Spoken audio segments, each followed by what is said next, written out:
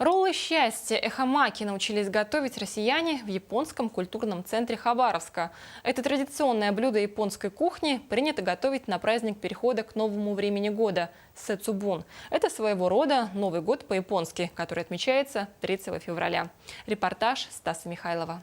3 февраля по старому стилю в Японии аккурат выпадал на 31 декабря. Поэтому в этот день праздновали Новый год. На Новый год в Японии принято соблюдать две основные традиции. Первая – это изгнание демонов, поскольку считалось, что они активизируются именно в переходное время. Для их изгнания по дому разбрасывали соевые бобы, произнося магическую фразу, что означает «демон вон, счастье в дом». И вторая традиция – это приготовление особых суси – эхомаки. Это блюдо является собой неким видом маки-суши, но среди них самым особенным, куда входят именно 7 ингредиентов, которые обозначают счастье, это эхо-маки. Именно только их едят только в этот день. Для приготовления ролла эхомаки используется именно 7 ингредиентов, так как это считается счастливым числом. Эхо в слове эхомаки означает ту сторону света, где в этом году будет счастье. Каждый год сторона меняется. В 2015 году это юго-запад.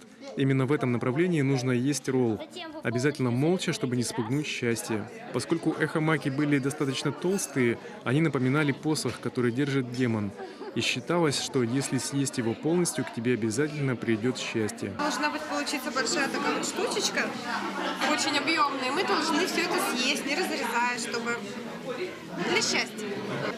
Довольно необычный, по крайней мере, это точно не роллы и не суши, это как совершенно схожий, но совершенно другой продукт, потому что ингредиенты довольно обширные, разные, причем каждый делает на свой вкус, и очень необычно, но на удивление очень вкусно.